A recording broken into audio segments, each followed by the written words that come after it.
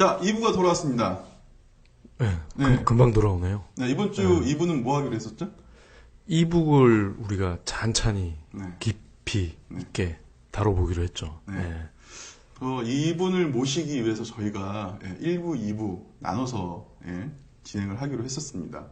오늘 저희가 어렵게 이 자리로 모신 분이 전자책 외길 10년 인생의 예스24 도서사업본부 김병희 선임팀장님을 모셨습니다. 안녕하십니까, 팀장님? 안녕하세요. 네, 반갑습니다. 이렇게 근데 오실 때 별로 안 좋은 일이 있으셨나 봐요. 아니요, 좀 피곤해서. 되게 어색하시죠? 예. 이런 거 참 어색합니다. 저도 참 어색해요. 자, 외길 10년 인생. 벌써 대한민국에 그 전자책이 벌써 10년이나 됐어요. 네. 지금 저도 제 기억으로도 2004년부터 아마 첫 작업을 하신 것 같은데. 예스24는 2004년부터 서비스 시작을 했고요. 예. 안 그래도 지난 방송을 들었는데 이북 10년 이런 얘기를 하셔서 제가 좀 검색을 해봤더니 그 한국전자출판협회가 92년에 창립이 됐더라고요. 예. 그래서 92년에는 어떤 전자책을 하셨는지 궁금해서 연역을 보니까 95년에 신규 CD롬 플랫폼 발표회를 하셨더라고요. 그러니까 그때는 90년대에는 CD 위주로 어린이용 유아책이었겠죠. 그런 거 판매를 하시고 저희 예스24가 이북 서비스를 시작한 건 말씀하신 대로 2004년이고요. 저는 2000년부터 예스24에서 종이책을 팔았고요. 예. 2004년에 이북도 팔게 된 셈이죠. 예. 그래서 그 이후로 10년 외길은 아니고요. 두 트랙으로 하고 있습니다. 종이책하고 이북고. 예. 진짜 우리나라 이북 역사를 꿰뚫고 계신 분이십니다. 예. 그러면은 늘 그래왔듯이 저희가 또 질문 세례를 이제 한번 퍼붓도록 해보겠습니다. 제가 이제 기사 쓸 때 이제 찾아보니까 지금 우리나라 이북 비중이 2%에서 3% 남짓이다. 예, 컨텐츠만. 예. 네. 근데 이미 아마존을 킨들을 필두로 한 이런 북미에서는 절반을 넘어섰다. 이런 통계가 있더라고요. 일단 아마존이 매출 데이터 관련해서는 굉장히 폐쇄적인 회사라는 말씀을 드려야 될 것 같고요. 아마존 안에 직원들도 자기 본부 일 아니면 거의 매출을 모르고 있는데 발단이 됐던 기사는 특정 전자책은 종이책보다 이북이 더 많이 나갔다. 권수 기준으로. 근데 사실은 그게 무료로 팔릴 수도 있는 거고요. 무료가 판매라고 한다면. 그리고 가격이 낮아질 수도 있는 거고. 절반을 넘어섰다고 하는데 정확한 통계는 아닌 것 같습니다. 근데 절반이든 30%든 저희 2, 3%에 비교하면 굉장히 차이가 크고요. 예. 그렇습니다. 그런 어떤 문화적 차이라고 해야 되나요? 그 배경은 어디서 오는 건가요? 일단 컨텐츠 종수가 있겠고요. 저희 이북 저희 출판계 전체가 50%가 번역서인데 그렇게 되면 저작권 계약이 에이전시를 통해서 이루어져야 되고요. 작가나 출판사랑 직접 하는 게 아니라 그게 좀 시간이 걸리고 그러다 보니까 좀 교통 정체처럼 앞에서는 약간의 차이인데 뒤쪽에서 굉장히 오래 서 있게 되는 그런 건 것 같습니다. 근데 역시 교통처럼 앞이 쭉쭉 빠져주면 매출이나 판매량이 될 텐데 활성화되는 건 순식간일 거라고 생각을 하고 있습니다. 지금도 저희 베스트셀러 예스24 베스트 40위 안에 들어있는 책 중에서 전자책이 나와 있는 책이 25종 정도입니다.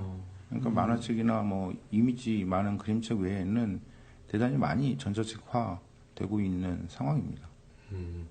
아니 이게 제가 알기로는 이 작가분들이 아직도 이북의 이 책을 만드는 거는 선호하지 않는다고 들었는데 일부 작가들은 그렇게 얘기하시죠. 예. 네. 40권 중에 25권이면 꽤 예, 많이 맞습니다. 지금 병행을 하시는 거네요. 네. 그럼 이게 그 작가분들의 성향이 좀 바뀌신 건가요? 일단 전자책 초창기에는 DRM하고 보안 이슈가 굉장히 과장돼 있었다고 생각하거든요. 그러니까 유출될 수 있다, 불법 복제될 수 있다. 근데 사실은 운영업자가 선량한 뭐 양식 있는 업체라고 하면 기술적인 문제는 해결 가능한 거지 않습니까? 예. DRM이 뭐 전자책 그 DRM을 깨기 위해서 굉장히 능력 있는 개발자분들이 달라붙으실 일도 그렇게 많지는 않을 거고요. 없을 거고요. 그러다 보니까 작가들도 보안 관련해서는 문제가 없구나 이런 생각을 하게 되시는 거죠. 그리고 지금 그러니까 이북이 저도 이제 이렇게 구매를 해서 보면 뭐 편하고 좋긴 한데 두 가지 장애가 있어요. 일단 단말기를 사야 된다는 거, 뭐 물론 뭐 스마트폰에서도 볼 수는 있지만 일단 그렇게 되면 경험하기가 좀 어려워지는 문제가 있고, 또 하나가 가격이거든요. 그러니까 종이책 값이 만약에 10,000원이면 그 저희 같은 이제 모르는 사람들이 생각할 때는 아니 이거 종이도 안 들고 잉크도 안 드는데 신간이나 베스트셀러를 보면은 거의 7-80%에 육박을 하거든요. 네. 네. 일단 가격 문제는 이게 좀 어떻게 좀 바뀌기는 어려운 건가요? 일단 아마존 같은 경우는 전자책이 오히려 종이책보다 더 비싼 경우도 있습니다. 전공사라든지. 그래요? 예. 그거는 뭐 거기 제작에 들어가는 공수보다는 얼마나 판매될 거냐, 기대 판매량에 따라서 가격을 달리 측정할 수 있는 거거든요. 만약에 전자책이 더 많이 팔린다고 하면, 그리고 출판사들한테 전자책 매출이 중요해진다고 하면 그때부터는 출판사부터 매력 있고 경쟁력이 있는 가격을 고민을 하게 되시겠죠. 근데 지금으로 보면 말씀드린 것처럼 2%이기 때문에 뭐 이거 만들어서 몇 권이나 나가겠어가 우선 생각이 되는 상황이라서 몇 권밖에 안 나갈 건데 가격은 좀 높게 정해놓는 게 낫지 않을까 이런 생각들을 하고 계시는 것 같아요. 앞으로 좀 나아지겠죠, 뭐.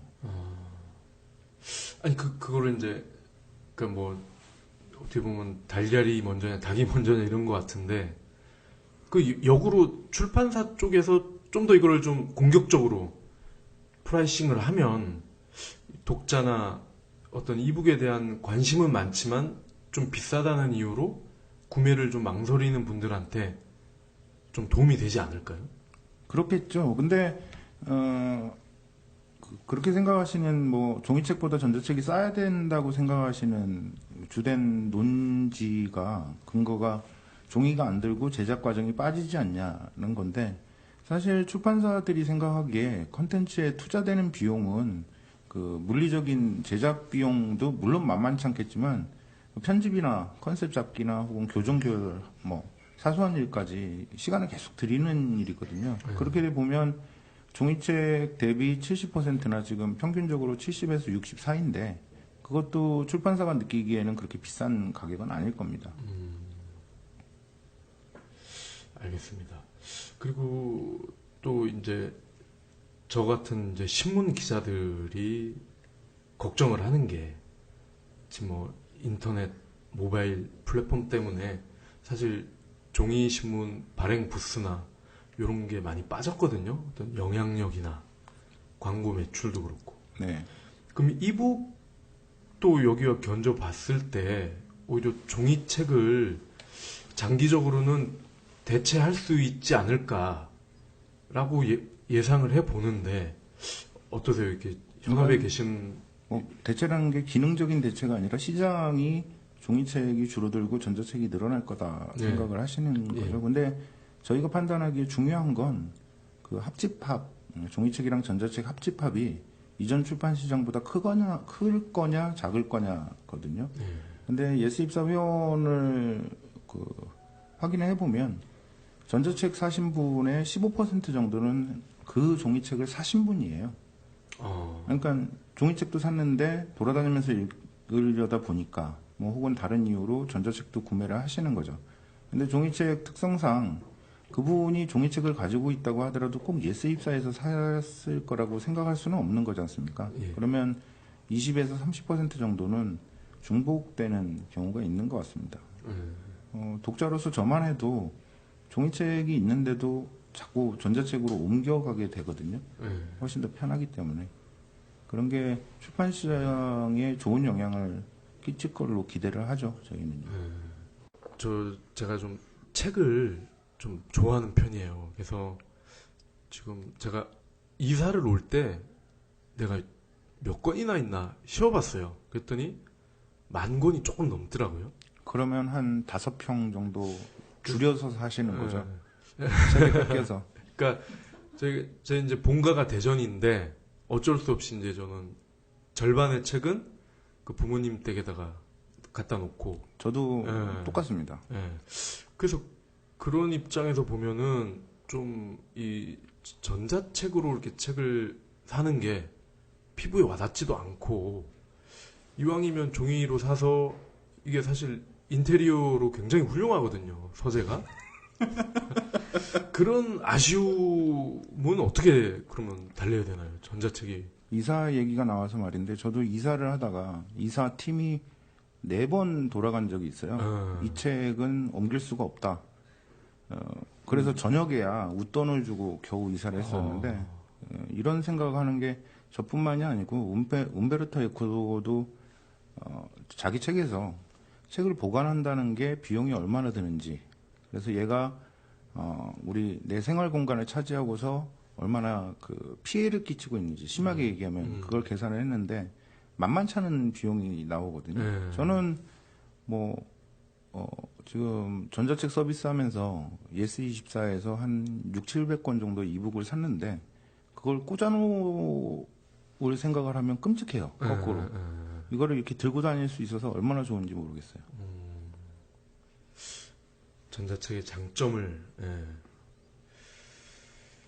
그리고 뭐 아까 이제 초반에 언급된 내용인데 이제 이북을 보고는 싶은데 이거를 제대로 보려면은 단말기를 따로 장만을 해야 되잖아요. 네. 근데 이게 지금 뭐 싼 거는 뭐 20만 원 초반부터 59,000원짜리가 있죠. 5만 원짜리. 크레마 터치라고.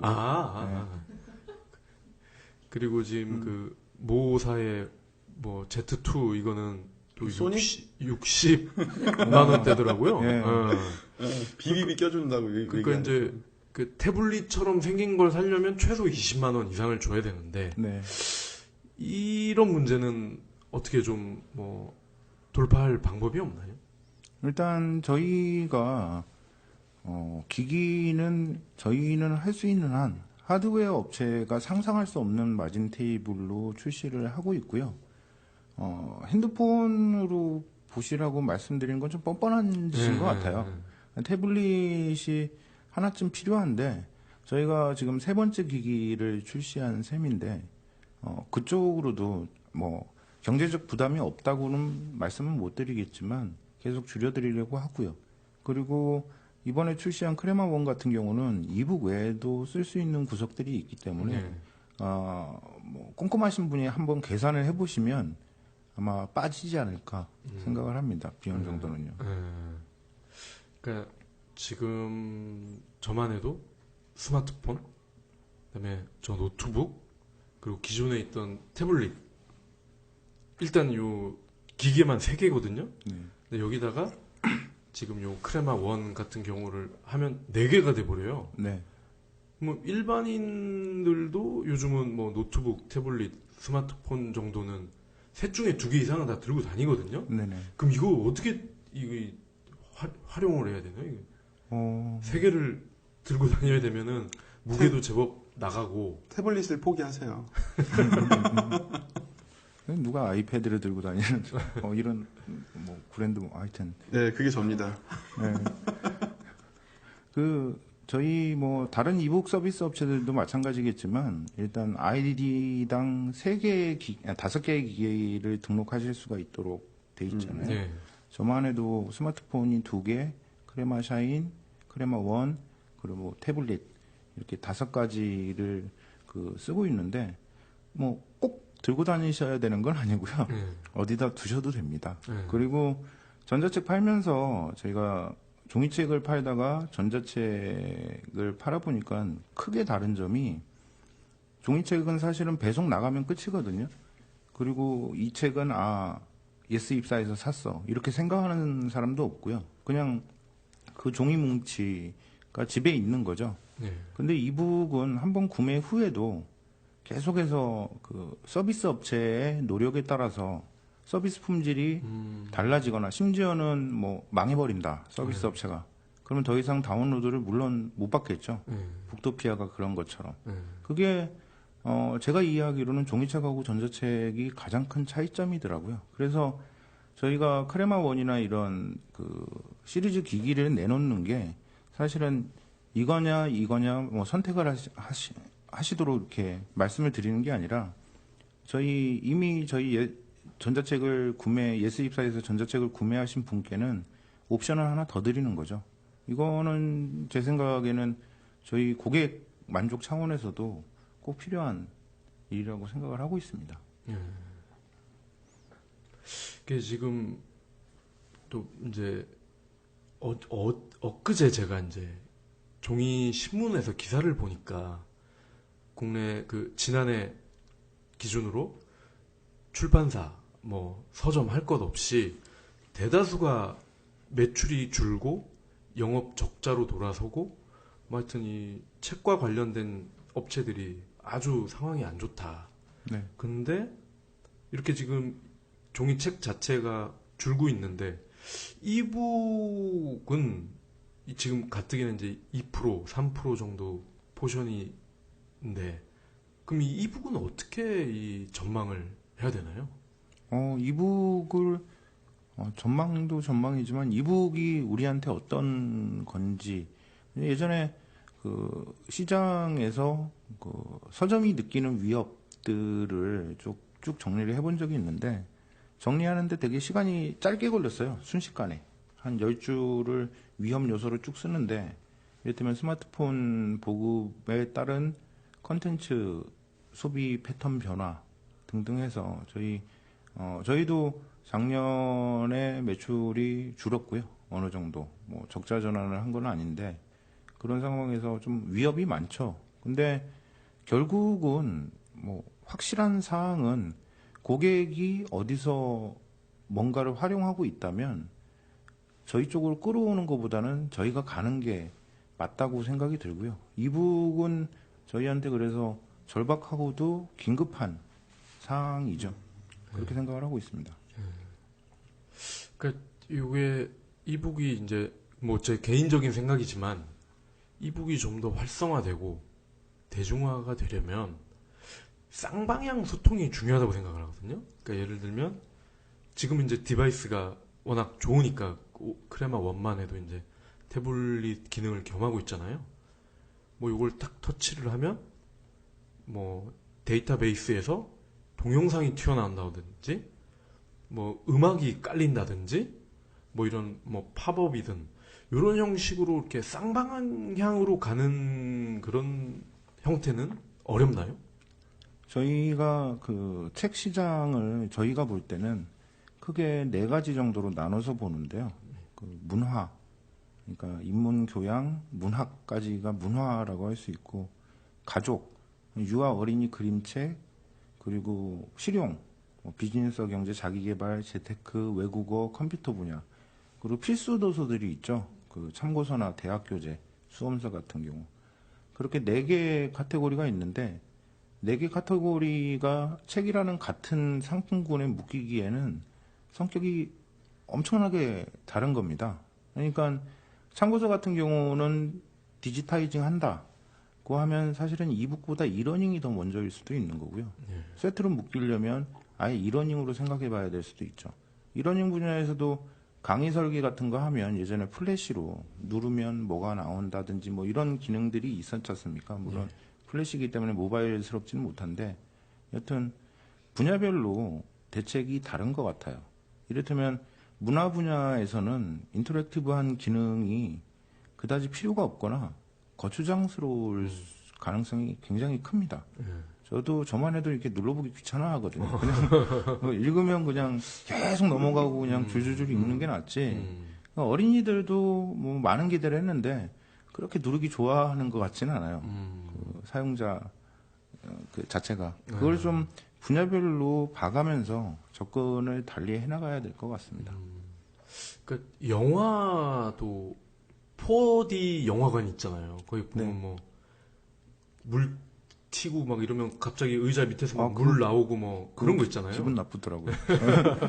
바람- 그린 랜턴을 거기서 봤는데 좀 짜증스럽던데. 이게 바람 칙 나오고 개인적으로 막. 물 쓸 때 누가 얼굴에 침 뱉는 줄 알았어. 그러니까 그러니까 왜 우리 소설책 보면은 그러니까 저는 책이 뭐 만권이라고 얘기는 하는데 음악 쪽으로는 제가 이 책도 편식을 하다 보니까 음악 쪽 지식이 없어요. 그래서 네. 근데 소설이나 뭐 외국 책을 보다 보면은 그런 분야가 굉장히 많이 나오거든요. 네. 뭐 소설만 해도 뭐 리스트에 뭐 무슨 뭐 클래식 음악이 뭐가 나온다 뭐 4번 비장조 뭐 모르잖아요. 근데 만약에 이북에 그런 장면이 나왔을 때 그 음악이 나온다든지 아니면 여기는 뭐 프랑스 만국 박람회가 열린 뭐 1900 뭐 몇 년 뭐 이렇게 하면은 그 당시에 어떤 사진이나 뭐 오래된 영상이라나 이런 게 좀 나온다든지 그러면 좀 이북에 대한 좀 소비나 니즈가 늘지 않을까 한번 상상을 해봤거든요. 그러면서 종이책보다 60% 미만의 가격을 받아야 되는 거죠. 그러면 굉장히 어려운. 그때는 좀 더 받아도 되겠죠. 네. 그러니까 그 클래식 뮤직 얘기는 이북 인터랙티브한 혹은 멀티미디어 성능을 갖춘 이북 얘기가 나올 때마다 늘 얘기가 나오는 건데 이렇게 얘기가 시작이 돼서 저작권 문제가 나오고요. 그 다음에는 그러면 유튜브나 뭐 스트리밍 서비스를 연결하면 되지 않냐가 나오고 그 다음에 그러면 이북을 읽을 때는 늘 와이파이 연결이 돼 있어야 된다는 얘기냐 이 얘기가 나오고 일동 뭐 숙연해지고 우리는 왜 이럴까 이런 생각을 하게 되는 거죠. 네. 숙연해지는. 네. 그런 문제가 또 있군요. 그러니까 저작권 등 비용이 들어가는 부분이 컨텐츠 쪽에 굉장히 많습니다. 그래서 사실은 그 전자책 활성화 같은 얘기를 하면 적어도 그런 클래식 음악의 저작권 계약을 좀 쉽게 할 수 있거나 혹은 출판에 사용될 경우에는 좀 저렴하게 하는 방안을 생각해보자. 거기까지 얘기가 나오죠. 이래서 이 이백이 전문가분들을 초청해서 현장이 아니면 알 수 없는 얘기들을 듣고 있는 겁니다. 저는 이런 음악 얘기나 저작권 얘기는 상상도 못 했거든요. 네. 근데 제가 2003년도? 4년도에 조그만 그 출판사에서 편집 디자인을 했었어요. 한 1년 넘게. 당시에는 그래도 그 저작권 이야기가 나와서 표지를 만들 때 구글링을 해서 저작권이 이게 있는지 없는지 찾아봐요. 그리고 염세한 업체니까 그 이미지를 또 고쳐. 아니면 일러스트로 따서 새로운 이미지를 만들어. 이런 식으로 해서 이제 내지 표지 내지 뭐 표 1, 2, 3, 4 뭐 이렇게 작업을 하거든요. 근데 이북에서 이제 뭐 그 멀티미디어 콘텐츠를 만드는 것 자체가 이제 저는 그런 것 같아요. 기술적으로 이제 저작권 문제도 있지만 사람들이 이제 다운로드 받을 때 그 용량 문제 뭐 그런 것들도 좀 있지 않을까라는 생각이 또 들고. 그렇겠네요. 용량. 그리고 제 경험상 그 이북은 두꺼운 책 위주로 팔린다. 그러니까 들고 다니기가 어려우니까 그 뭐 스티븐 잡스 그 일대기를 그린 그 책도 되게 두껍잖아요. 그래서 저는 책을 사고 그리고 이북을 샀어요. 책 못 들고 다니겠어.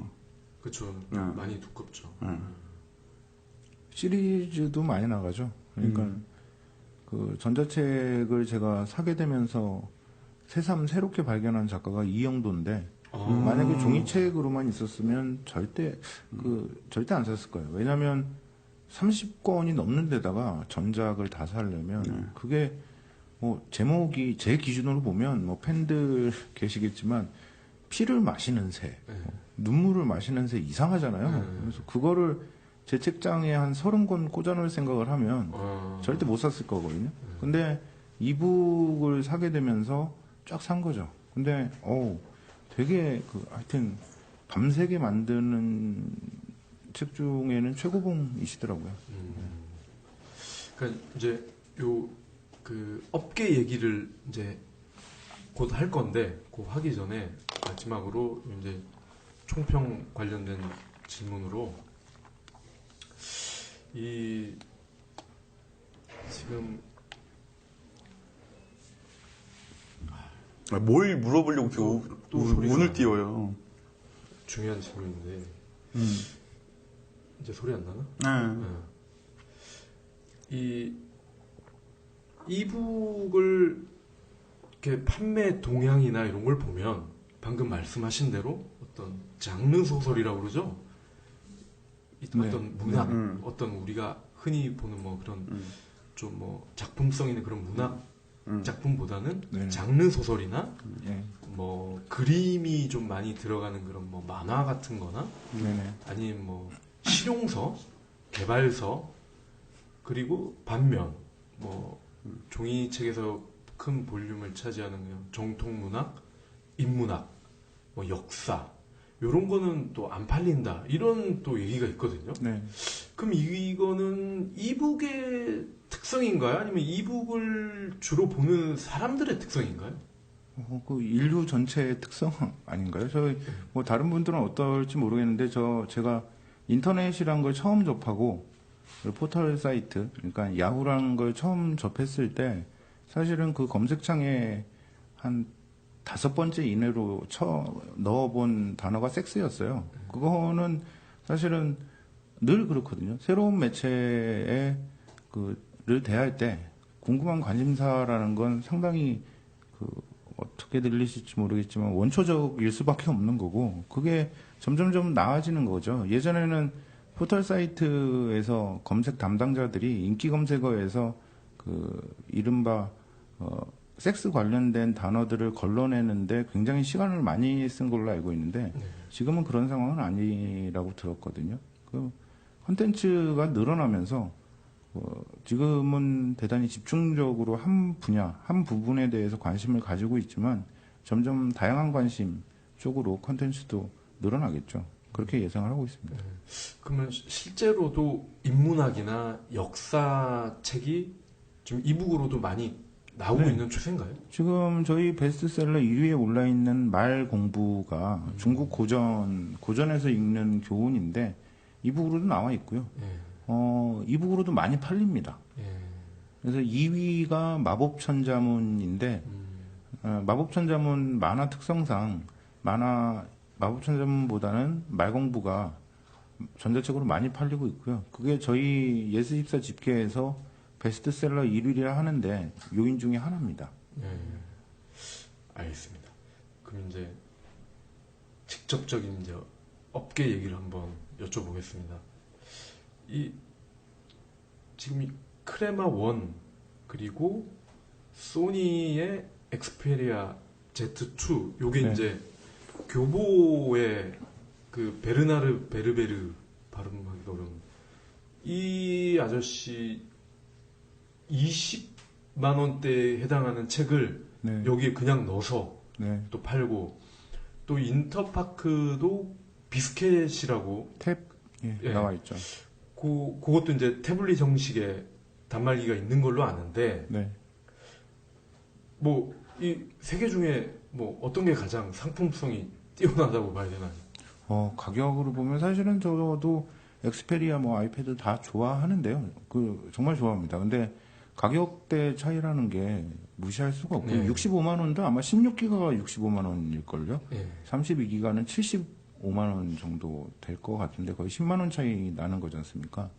거기에 비해서 크레마 1은 20만 원 초반대니까 거의 3분의 1 이하인 거죠. 가격에서 차이가 나고 그리고 그게 경쟁 관계가 아닌 게 저희가 크레마 1 출시 때문에 늦춰놨지만 저희도 엑스페리아 Z나 아이패드 에어 같은 이른바 범용 단말기하고 컨텐츠를 묶을 생각이 있습니다. 예. 계획을 가지고 있고요.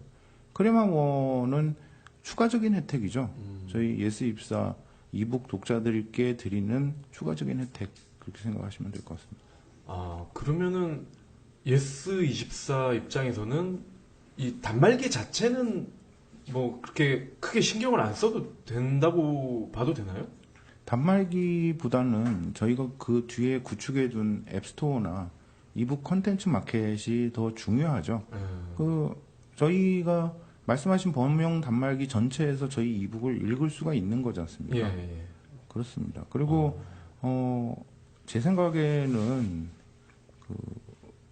계속 가격 얘기하게 돼서 그런데 그 가성비라고 예. 하는 요즘 그걸 좀 생각을 해보시면 이북을 읽기 위해서 사는 태블릿으로 20만 원대나 혹은 그 이하가 가장 적정하지 않나. 그거는 뭐 당연한 생각인 것 같은데요. 예. 그럼 그 비스킷 탭이랑은 어떻게 좀 이해를 해야 되나요? 저희는 구글 플레이가 깔려 있지 않고요. 예. 예스 스토어라는 예스24 앱 스토어가 깔려 있습니다. 예. 저희가 볼 때는 출판사들이 아이폰 출시 이후에 여러 뭐 어플리케이션 북들 어떤 출판사 같은 경우는 2,000개를 만드신 곳도 계시더라고요. 어플리케이션을. 예. 근데 그게 구글 플레이에 들어가면 뭐 지난 시간에도 말씀하시던데 뭐 대부분이 게임 매출이기 때문에 책은 정말 처박혀 있는 거거든요. 근데 저희 예스 스토어에서는 앱북 위주로 게임 없이 책과 관련된 것만 판매를 해서 저희 출판사들께는 그런 말씀을 드렸는데 앱북이 1위 하는 앱스토어 한번 보여드리겠다. 뭐 그게 얼마나 많은 사람들한테 뭐 받아들여질지는 모르겠으나 시도하고 그리고 그 앱스토어 역시 개선해 나가고 그게 저희 뭐 로드맵입니다. 예. 저도 크레마 원을 쓰면서 가장 놀랐던 게 사실 그 부분이거든요. 태블릿이라고 해서 쓰고 있는데 구글 플레이가 없는 거예요. 구글 플레이가 없고 이거는 완전히 그러니까 웹 서핑을 제외하면 정말 이북 단말기더라고요. 네. 그러니까 이게 장점이자 단점이 될 수도 있을 것 같은데. 네. 그러니까 저는 당연히 이거는 그냥 다른 태블릿처럼 이렇게 자유롭게 쓸 수 있을 줄 알았는데 정말 이렇게 묶어놨더라고요. 네. 이거는 그러면 어떻게 좀 단점이 좀 부각될 수도 있지 않을까요? 뭐 특정 유저분들께는 불편하실 수도 있습니다. 근데 저희가 판단한 건 일단 뭐 페이스북이나 트위터 같은 뭐 그 널리 쓰이는 서비스 같은 경우는 거의 요즘 앱, 웹 구분이 안 되는 상황까지 온 거고요. 예. 그 인터넷 서핑이 된다는 건 그런 서비스를 모바일 웹으로 활용하실 수가 있다는 거고 그렇다면 구글 플레이가 뭐냐? 고 했을 때 저희는 게임이라고 생각한 겁니다. 그래서 서점인데 앱 서점 한번 만들어 보자는 거였고요. 이렇게 말씀을 드리지만 사실은 이 프로젝트가 한 2년 반 정도 걸렸는데요. 2년 반 전에 킥오프를 해서 기획 얘기하고 저는 앞에 5개월을 반대하는 데 썼어요.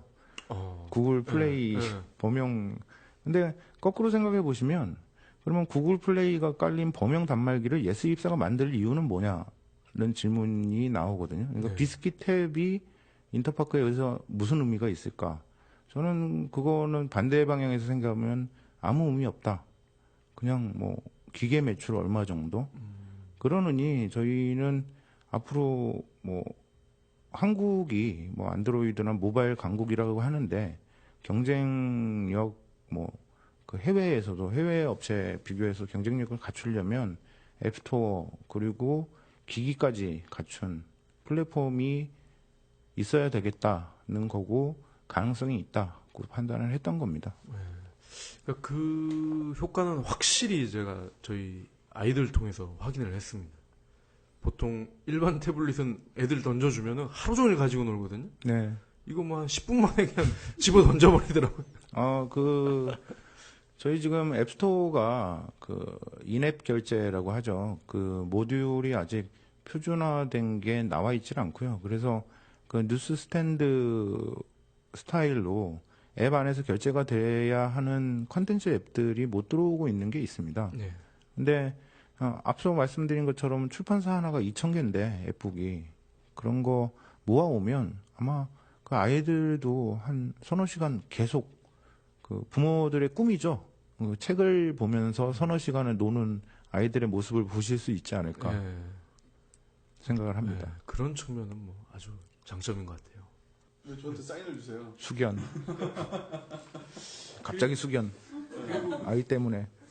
지금 뭐 박 차장님이 쓰시는 걸 옆에서 이제 저도 잠깐 이렇게 만져는 봤는데 딴짓을 못하게 일부러 그냥 책만 볼 수 있도록 부가 기능을 빼버린 거 아닌 거냐라는 전 느낌을 들었었는데 그 이면에 이렇게 심오한 얘기가 있는 줄 몰랐어요. 그러니까 앱스토어에 넣을 수 있는 게 많습니다. 더 많이 넣을 거고요. 지금 한 500개 정도 올라가 있는데 이번 달에만 500개가 더 추가가 될 거고요. 네.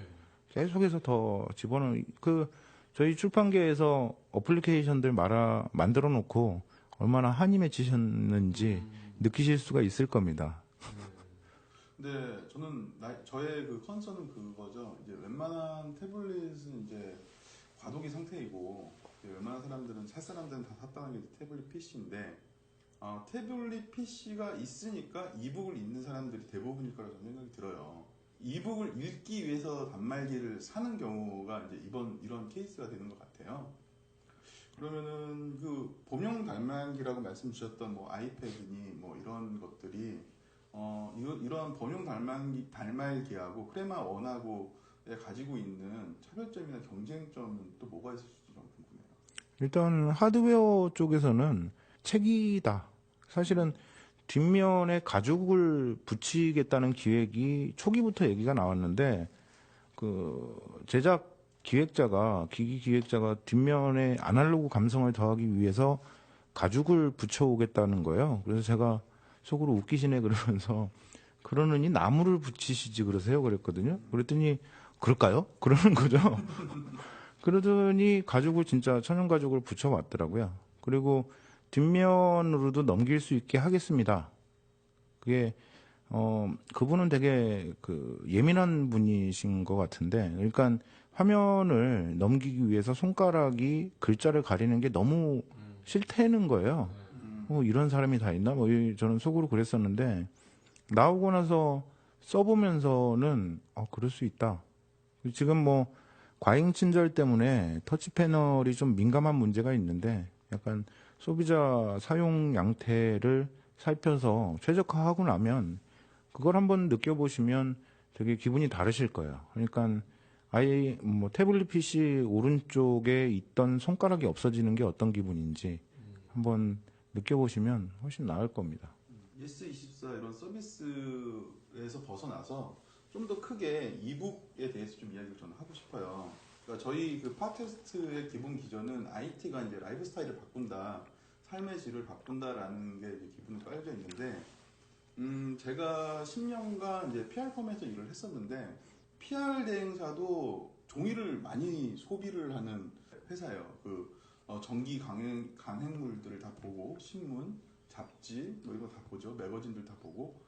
이게 한 달이 쌓이면 이 폐유지가 장난이 아니거든요. 그거 버리는 데만 돈이 들고, 또 옛날에 이제 폐유지 이제 이제 파시는 분들이 이제 저희 버리는 날 와서 먼저 기다리고 계시는 그런 정도니까 이사할 때는 폐유지만 별도로 해가지고 버리는데 하루가 걸려요. 그렇게 많이 썼는데 제가 창업을 하고 나서 이제 클리핑이라든지 아니면 모니터링이라든지 이런 것들은 다 이북으로 하거든요. 어차피 고객사한테 보낼 때도 이제 스캔을 받아서 보내고, 그러니까 그동안 이제 책을 재고를 줄이고, 그리고 그 전에 이제 모니터링 했던 비용들이 10분의 1 가격으로 이제 떨어진 그런 비용 절감 효과. 그리고 직접 그 잡지나 이런 것들은 잘라야 되는데 자르지 않고 캡처를 해서 바로 이메일로 보내는 편의성. 그러니까 업무의 효율성을 굉장히 높여준 게 또 이북이었어요. 그러면 이 이북이 지금 단순히 읽고 언제든지 찾아서 보고 이러한 현 상태보다 앞으로 이 이북이 어떻게 사람들의 생활 속에 녹아들일 수 있는지 그런 것들도 많이 고민하셨을 것 같아요. 네, 그렇죠.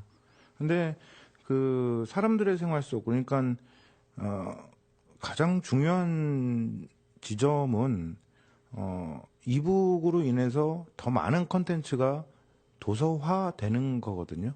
그러니까 뭐 그 말씀하신 것처럼 유저 입장에서 종이를 줄인다거나 뭐 여러 가지 이점이 있을 수 있죠. 그것도 굉장히 중요하기는 하지만 저희가 더 중요하게 생각하는 건 종이책 시대였다면 책으로 태어나지 못했을 컨텐츠들이 조금 더 많이 발굴되고 사람들한테 소개되고 판매되는 거. 그게 가장 중요한 국면인 것 같아요.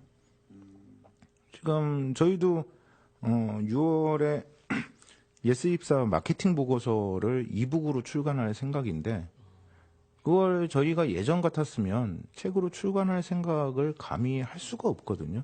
그거를 그러면 찍어서 재고는 어디다 쌓을 건데 우리가 제작비를 내야 되는 거야? 뭐 그러면 서점에 내보냈다가 다른 서점에도 팔았다가 반품이 들어올 거 아니야. 그러면 우리가 뭐 이를테면 XX 문고에서 반품을 받아야 돼? 그럼 그거 처리를 어떻게 해? 뭐 이런 얘기들이 쭉 있었을 거거든요. 근데 이북으로 낼 수 있기 때문에 과감하게 컨텐츠를 올릴 수가 있는 거죠. 그게 저희뿐만이 아닐 거라고 생각을 합니다. 그럼 이 크레마 원이 지금 계속 진화를 하고 있는데 이 신문이나 방송을 여기서 볼 수는 없나요? 신문 생각을 많이 하고 있고요. 근데 저희가 신문사들하고도 말씀을 많이 드리는데 유료화와 관련해서 차라리 저희는 과감하게 유료화 하셔라. 그 말씀을 드리는데 신문사 쪽에서는 뭐 네이버에 다 있는 걸, 뭐 포털에 다 있는 걸 이런 생각이 너무 크신 것 같아요. 근데 그게 만약에 그 수익이 나지 않는다고 하면 그 신문사들도 굳이 저희 기기에서 m.naver.com을 쳐서 기사를 읽는 거 외의 방식으로 컨텐츠를 제공하실 이유가 없는 것 같고요. 결국은 뭐 과금이나 유료화 문제인데 그게 좀 시간이 걸리는 것 같습니다. 그리고 이 종이가 이제 덜 쓰게 된다는 측면에서 좀 갑자기 그 제지 회사와 뭐 펄프 가공하는 회사가 생각이 나는데 그쪽에서 어떤 뭐 지금 우리나라뿐만이 아니라 뭐 외국에서도 어떤 뭐라고 해야 되나요? 뭐 종이책을 더 많이 좀 찍게 해달라고 뭐 국회에 탄원을 한다든지 뭐 그런 건 없나요? 종이책이 계속 있어야 되겠다는 말씀이신 거죠? 아니 그러니까 뭐 제지 회사나 네네. 이런 쪽 입장에서는 이북이 활성화될수록 네네. 이제 수익이 줄어드는 거 아니에요? 저는 뭐 제지업계 매출 구성은 잘 모르겠지만 책이 그 정도로 많이 차지할까요? 제가 살면서 쓴 종이를 생각해 보면 그거보다는 사실은 보고서 때문에 쓰는 종이가 훨씬 많은 것 같은.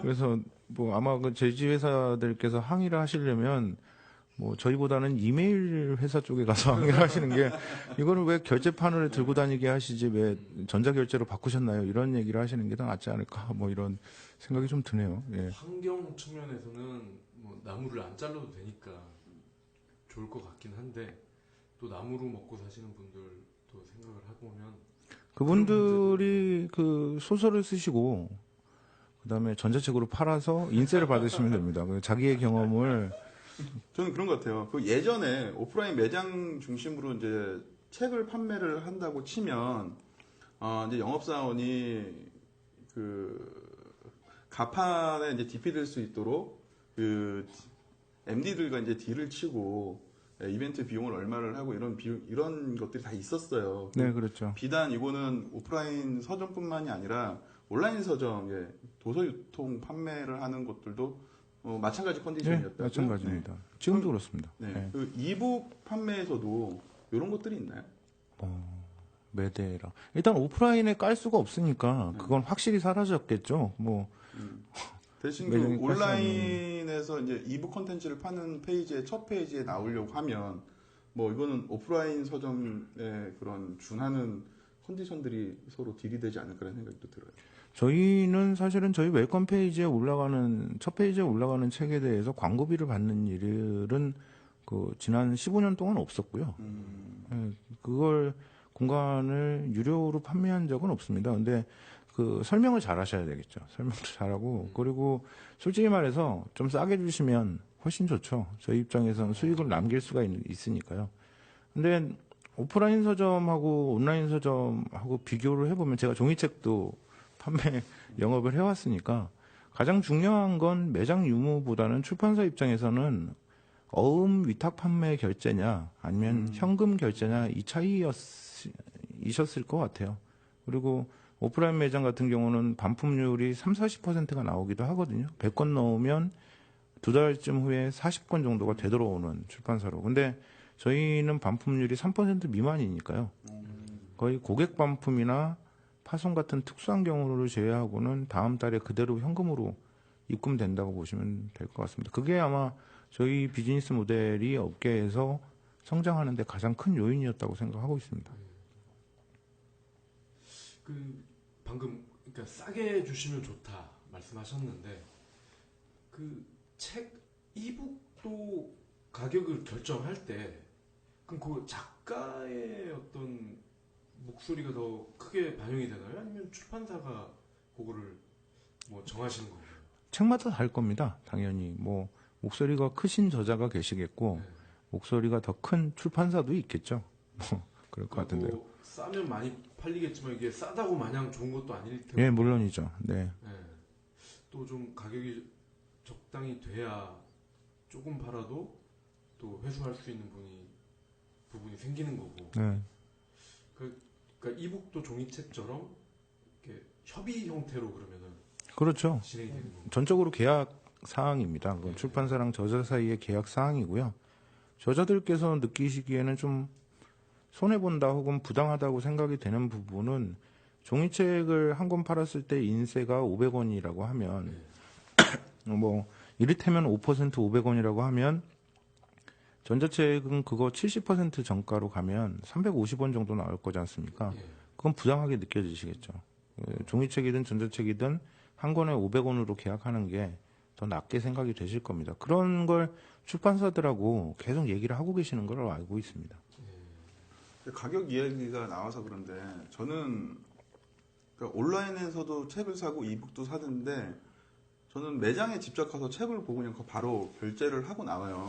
얼마 전에 요 앞에 있는 서점에서도 책을 사고 나오는 저를 되게 이상한 표정으로 박 차장님이 쳐다보셨는데 뭐냐면 전 잠깐이지만 책을 만들었던 사람으로서 지금 이 가격에 대한 자살골은 그 출판사와 그리고 판매의 유통사가 다 같이 만든 자살골이 아니었나 생각이 들어요.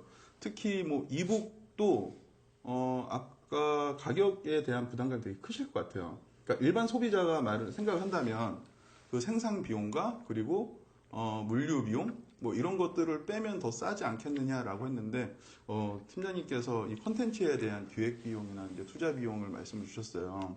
그거를 제가 아마존이나 이런 데를 보면은 진짜 뭐 책을 처음에 이제 책을 신간을 내는데 뭐 이북으로만 먼저 내고 그 다음에 이제 진짜 책을 이제 나오는 형식의 이제 마케팅을 진행을 하는 것도 좀 봤는데 그렇다고 해서 이북 책이 또 싸지도 않아요. 거의 뭐 진짜 뭐 양장본하고 값이 좀 비슷하게 나오는 형식. 근데 반대로 우리나라의 그 소비 패턴을 보면 무조건 최저가야 된다는. 그거는 이제 그동안 책을 많이 판매를 하려고 했었던 이 출판 업계가 만든 이 자살골이지 않을까라는 생각이 들고 요게 앞으로는 당분간 계속 끊을 수 없는 사슬로 얽어맬 것 같아요. 일단 뭐 참고사만 말씀드리면 도서정가제가 통과가 됐고요. 신구간 포함해서 10% 할인에 5% 적립으로 내년 올 연말부터는 바뀔 겁니다. 저희는 가장 경계하는 태도가 뭐냐면 책을 특정 도서를 살 사람은 정해져 있고 그 사람들에게 어느 서점이 파는지만이 관건이다.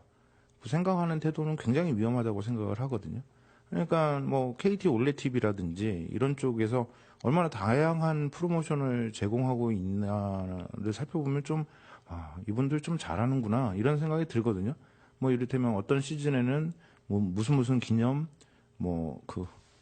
스키 점프 영화 50% 할인 뭐 이런 다양한 게 그 서비스 업체의 마진 테이블 혹은 수익 구조에서 허락하는 한 최대한 제공이 돼야 되는 거죠. 그게 뭐 소비자를 그런 식으로 길들인다거나 하는 건 저는 사실은 그렇게 신빙성이 있다고 생각하지는 않습니다.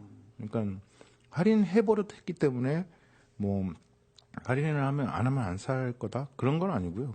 제 생각에는 새끼리 경쟁하는 것뿐만 아니라 옆에 있는 영화, 하다못해 게임 그리고 뭐 세계도 있듯이 뭐 나이키의 경쟁자는 닌텐도 이건 대단히 유명한 지적이잖아요. 그런 것처럼 여행 등등 시간을 보낼 수 있는 많은 것들의 사이에서 책을 선택하실 수 있도록 저희가 다양한 프로모션은 여전히 제공이 돼야 되죠. 근데 지금 상황상 출판사나 혹은 출판단체 쪽에서 요청을 하셨기 때문에 저희가 도서정가제에 협의를 해드린 거고요.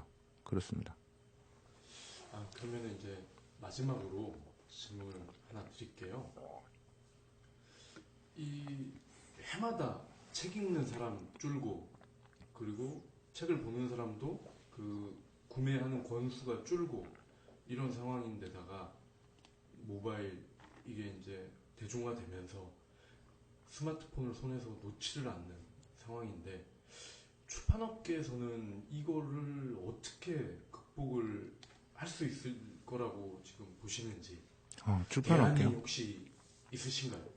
저는 사실은 일반적으로 출판업계에서 생각하시는 거랑은 좀 다르다고 해야 되나? 뭐 저는 사실은 도서정가제의 가장 큰 목적이 오프라인 중소서점을 살린다, 골목 서점을 살린다는 건데요. 사실은 그거는 어느 정도 제한된 상상력이라고 생각을 하거든요. 그러니까 서점에서 책을 고르고 살펴보고 하는 게 굉장히 뭐 예전에 아름다운 추억인 것처럼 떠올리시는 분들이 계신데 사실은 제가 보기에는 그거는 도서관에서 하면 되는 일을 도서관이 부족해서 서점에서 한 셈이거든요. 서점 입장에서는 파는 물건을 가지고 제가 왜 저러나 뭐 이렇게 볼 수밖에 없는 거고 유저 입장에서도 뭐 서점 바닥에서 앉아서 뭐 몽테크리스토 백작을 읽던 기억이라고 하는데 당연히 도서관 책상도 있고 의자도 있는 시원한 열람실에서 편하게 읽으셨어야 되는 거죠. 저희가 일본에 비해서 딱 10분의 1입니다. 일본도 2조 N대 밑으로 떨어진 게 한 3, 4년 전이고요. 저희가 2조 원 밑으로 떨어지지는 않았는데 매출이 줄고 있는 건 사실이고요.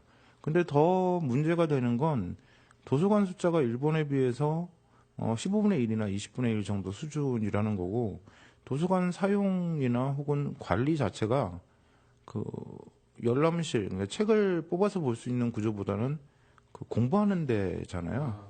그게 가장 큰 문제라고 생각이 들고 사실은 뭐 문화부든 뭐 어디든 도서문화 증진을 위해서 뭐 별의별 기획들 뭐 정부 지원 사업들 하는데 그때마다 제가 말씀드리는 건 그냥 도서관의 식사에 돈을 주시는 게 제일 낫다. 그리고 만약에 그 도서관들이 대량으로 구매하면서 출판사들하고 직거래를 하겠다. 그게 더 낫겠다고 생각하신다면 서점이나 유통사는 기꺼이 빠져들여야 된다고 생각한다. 왜냐하면 도서관이 많아야 독자가 늘어날 테니까. 뭐 그런 생각 정도는 가지고 있습니다. 그 생각 자체가 완전히 다르시네요. 그런가요? 플랫폼 자체가. 그래서 도서정까지 하면서 독서문화 진흥 캠페인이나 등등 기획을 하고 계시는데 뭐 이런 말씀은 어떨지 모르겠지만 없는 돈 가지고 좀 모양도 나면서 효과도 어느 정도 있는 걸 찾으시다 보니까 되게 근본적이지 않은 방법들을 생각하시는 것 같아요. 그런 생각이 있습니다. 저는 전적으로 동감합니다. 여기 근처에도 도서관 있지 않나요? 좋은 거 마포구 도서관. 네. 좋죠. 제가 자주 가는. 네. 저는 저기 자주 가는데 혼날 것 같아요. 팀장님한테. 전혀요. 저 카페 꽃마 여기 아, 그 문학동네 사는 예, 예. 저 오늘도 갔다 왔어요. 저 가서 저 보통 예. 한 번 데려갔더니만 맨날 거기서 미팅하고. 지금도 거기서 일하시는지 모르겠지만 거기 점장님이 예전에 문학동네랑 저희랑 일할 때 술 자주 같이 먹었던 분이시죠. 예, 친합니다. 예. 하여튼 뭐 굉장히 자주 이용하고 있습니다. 커피도 맛있고 책값도 싸고. 그래서 그건 문학동네 홍보로 끝나는 문학동네가 참 좋은 출판사죠. 네. 네, 하여튼 뭐 그럼 오늘은 요 정도로 저희가 이제 정리를 하고요. 우리 팀장님 그럼 마지막으로 뭐 한 말씀 해주시면은 예. 예전에 그 후배랑 얘기를 하는데 후배가 저한테 그러는 거예요. 형, 저는 전자책을 끝까지 못 읽겠어요. 그러는 거예요. 그래서 제가 너 종이책은 끝까지 읽냐? 그랬더니 나 원래 책을 끝까지 못 읽는 애구나. 그런 거예요. 결국은 독자 문제죠. 그러니까 전자책, 종이책, 뭐, 이거 미래가 어떻고, 구성이 어때야 되고, 관계가 어때야 되고, 이런 건 사실은 시장에서 결정이 되는 문제고요. 그 과정에서 저희가 이를테면 아마존처럼, 출판사들이라든지 뭐, 이쪽 의견과 무관하게 자기 서비스 경쟁력을 위해서 심지어 폭력적으로 뭔가를 결정하는 일은 없을 겁니다. 그게 왜 그러냐면 저희가 마켓쉐어가 아마존만큼 안 되세요. 그렇게 세지를 않아가지고 세면 모르겠는데 여튼 그래서 결국은 독자를 늘리는 게 중요하다는 걸 유통이나 혹은 출판사나 그래서 여러 채널을 더 확보해야 된다는 거고요. 당연하게도 그런 노력을 앞으로도 계속 기울여야 되겠죠. 그렇습니다. 아니 저희가 안 그래도 그 아마존이 이제 한국에 상륙한다는 얘기가 있어서 아마존도 한번 다뤄볼 예정인데 그때도 또 한번 좀 왕림해 주시면 감사합니다. 근데 그 아마존은 뭐 저랑 거의 관계가 없어서 아니 아마존에서 섭외를 해오세요. 그러게요. 그 진취적으로 하셔야 될 것 같은데. 영어 안 되세요? 제가 통역은 데리고 올게. 베조스를 내가. 네, 그렇죠. 마무리하시죠. 네, 알겠습니다. 저는 개인적으로 리디북스를 사용하는데 예스24분이 오셔서 말씀하시니까 말을 좀 함부로 못할 것 같아요. 저는 출판 일을 하면서 그 종이를 넘기고 출판단지에서 책 나르다가 이제 손에 뭐 칼 비고 잉크에 하고 뭐 그 옛날에 그 필름 뽑아가지고 이제 그 메고 돌아다니고 했었던 기억들이 아른아르게 나와서 질문보다는 그냥 제 과거 회상을 했었던 시간인 것 같고요. 그 이북이 나오면서 제 주변에 이제 같이 출판에 있었던 선배들은 개인 출판이라든지 아니면 이북으로 만들어주는 퍼블리셔 프로그램들이 많이 나오니까 이제 그런 쪽으로 전향을 많이 하시더라고요. 그런 분들한테 배고픈 출판사에 종사하시는 분들한테는 또 다른 좀 모멘텀이 될 수 있지 않을까. 그리고 그런 좋은 기회를 이런 좋은 플랫폼을 다져서 그런 정말 저평가되고 임금으로 일하고 있는 고품질의 그런 편집인들이 정말 살맛나는 그런 출판 업계가 됐으면 좋겠다라는 생각이 들었고요. 그럼 이상으로 그 전자책의 전문가로 오늘 함께 자리하셨던 그 김병희 선임 팀장님과 함께한 시간은 이상 마치고요. 다음 주에는 어떤 주제죠? 네, 다음 주에는 저희가 디카를 한번 집중적으로 해부를 할 겁니다. 그래서 소니코리아의 그 상품 팀장님 모시고 자세한 얘기 나눠보도록 하겠습니다. 네, 알겠습니다. 그럼 모두 고생 많이 하셨습니다. 수고하셨습니다. 네, 감사합니다.